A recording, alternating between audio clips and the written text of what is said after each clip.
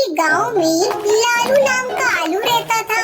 वो बहुत नेकालू था, लेकिन उसे कोई धंधा रास नहीं आया। सबसे पहले उसने एक किराने की दुकान खोली, लेकिन बहुत सारे लोगों ने पैसे बाद में देंगे कहकर उससे सामान उधार लेकर जाने लगे, और पैसे जब नहीं दिए तो उधार के कारण उसे दुकान बंद करनी पड़ी।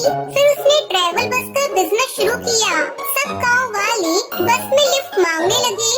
लालू बेचारा उन्हें मना नहीं कर पाया और उन्हें बस में चढ़ाने लगा। आलू के भोलेपन को देखकर गांव वालों ने बस का किराया देना ही बंद कर दिया और लिफ्ट मांग कर चढ़ने लगे। कई बार कुछ कद्दू उसकी बस में चढ़ जाते। लालू उनसे पैसे नहीं लेता था और उन्हें जहाँ जाना होता था वहाँ जाकर उन्हें उतार देता। इस तरह उसका ट्रैवल का बिजनेस भी ठप पड़ गया। एक दिन लालू अपने घर में परेशान बैठा था कि तभी उसकी पत्नी बसंती उसके पास आई। क्या हुआ जी, आप ऐसे परेशान क्यों बैठे हैं? कुछ नहीं भाग्यवान, जब भी मैं कोई बिजनेस शुरू करता हूँ उसमें नुकसान ही नुकसान होता है मेरा। मेरे समझ में ये नहीं आता कि नुकसान क्यों होता है। अब आप मुझसे पूछ रही हैं कि नुकसान कैसे होता है? ये सब आपके भोलेपन के कारण है। सच तो ये है कि आपने कभी कोई छोटा धंधा किया ही नहीं, लेकिन इन गांव वालों ने आपके भोलेपन का खूब फायदा उठाया है।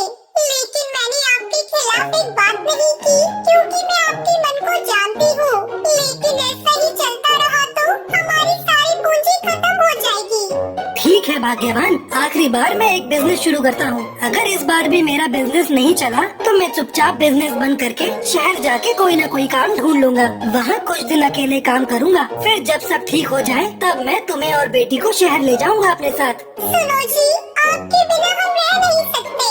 मैं बेटी हूँ, यहाँ हमारी देखभाल कौन करेगा? अरे भाग्यवान, अभी मैं कहाँ गया हूँ, पहले मुझे एक नया बिजनेस तो शुरू करने दो। अगले दिन लालू बसंती से कहता है, अरे भाग्यवान, मुझे एक बहुत बढ़िया तरकीब सूझी है। हमारे गांव में फलों की दुकान तो है नहीं। जब भी हमारे गांव वालों को फल खरीदना होता है वो पड़ोसी गांव जाकर ही खरीदते हैं। अगर हमने फलों की दुकान खोली तो सब गांव वाले आकर हमारे पास से फल खरीदेंगे, है ना? तब बसंती ने ठीक ही कहा।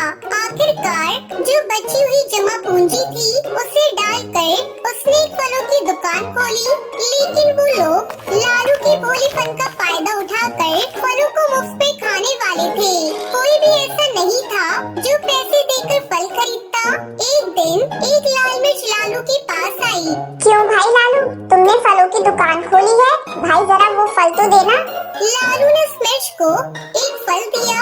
ये क्या, ये फल ऐसा क्यों है? इस फल का नाम क्या है? मिर्च बहन, इस फल का नाम ड्रैगन फ्रूट है। ये सेहत के लिए लाभदायक होता है। अच्छा, ये बात है तो ठीक है, जरा एक टुकड़ा काट कर तो देना, मैं खाकर बताती हूँ ये कैसा है। तब लालू ने ड्रैगन फ्रूट को काटा और एक टुकड़ा उस मिर्च को दिया। उस मिर्च ने उस टुकड़े को खाया। लालू भाई, ये फल तो बहुत ही स्वादिष्ट है, जरा एक और टुकड़ा देना। लालू ने एक और टुकड़ा काट कर दिया।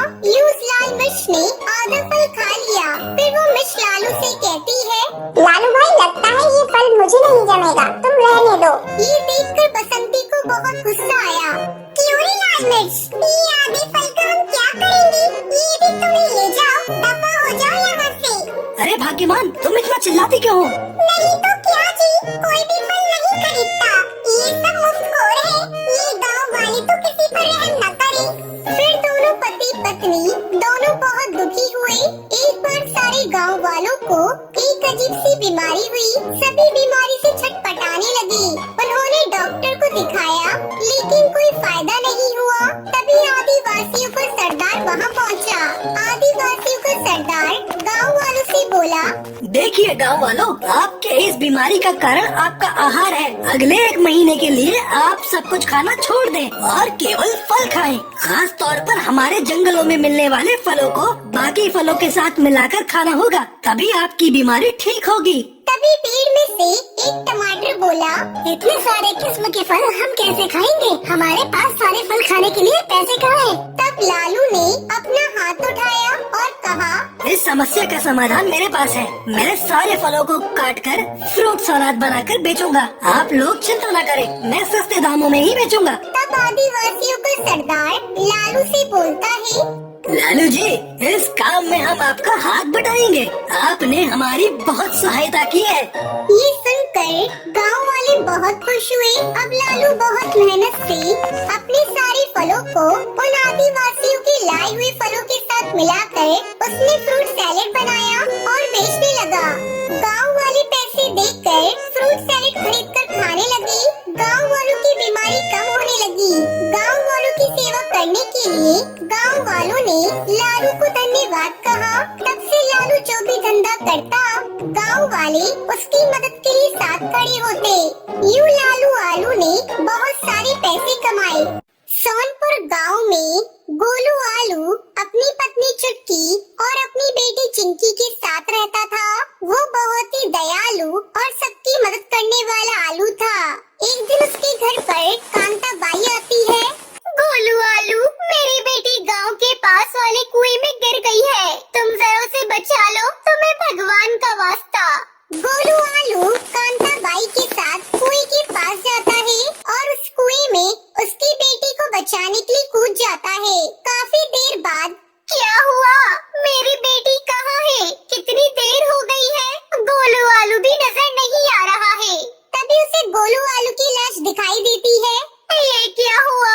मेरी बच्ची को बचाने की वजह से गोलू आलू मर गया। चुटकी चिंकी, जल्दी यहाँ देखो, गोलू आलू मर गया।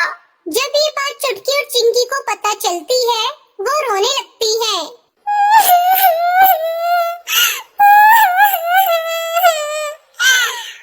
गोलू जी, आप हमें इतनी जल्दी छोड़कर क्यों चले गए? आपको मैंने कितनी बार समझाया था, ऐसे गहरे कुएं में मत कूदा करो, लेकिन तुम सुनते कहाँ थे? देखो आपकी बेटी रो रही है। ऐसे ही गोलू आलू की मौत को 2 महीने गुजर जाते हैं। एक दिन उसके घर का मकान मालिक जगन्नाथ कद्दू आता है। ए चुटकी, 2 महीने गुजर गए हैं, लेकिन तुमने अभी तक घर का किराया नहीं दिया। आज ही मेरा घर खाली कर दो, समझी तुम? जगन्नाथ कद्दू, मेरे पास पैसे नहीं है। गोलू आलू की मौत के बाद हम बहुत अकेले हो गए हैं। जब मुझे कुछ काम मिल जाएगा, मैं तुम्हें पैसे दे दूंगी। जगन्नाथ कद्दू चुटकी की एक भी नहीं सुनता और उसका सारा सामान निकाल कर बाहर फेंक देता है। चुटकी रोती हुई चिंकी के साथ गांव में भटकती रहती है। माँ, बहुत तेज भूख लग रही है, कब तक हम ऐसे चलते रहेंगे? बेटा मैं क्या करूं? तू जानती है मेरे हालात कैसे हैं। सर छुपाने की जगह तक नहीं है। तभी वहाँ पर लालू टमाटर आता है। सुनो चुटकी, अगर तुम बुरा न मानो तो मेरे घर के सामने एक शौचालय है। अगर तुम उसमें रहना चाहती हो तो रह सकती हो, जब तक मैं तुम्हारे लिए नए घर का इंतजाम कर दूंगा। धन्यवाद लालू टमाटर, मैं रहने को तैयार हूँ। मुझे बस सर छुपाने की जगह चाहिए। अब चुटकी अपने साथ चिंकी को लेकर उस शौचालय में रहने लगती है। वो उसे अपना आशियाना बना लेती है। माँ, कब तक हम इस शौचालय में रहेंगे? मेरा दम घुटता है माँ। बेटा, जल्दी ही हम अपने नए घर में जाएंगे, बस मुझे काम मिल जाए। ऐसे ही काफी साल गुजर जाते हैं। अब चुटकी आलू मेहनत करके अपना नया घर बना लेती है और शौचालय को खाली कर देती है। तो ये थी आज की कहानी। क्या आपको पता है गोलू आलू की मौत कैसे होती है? अगर आपको पता है तो आप हमें कमेंट करके जरूर बताएं।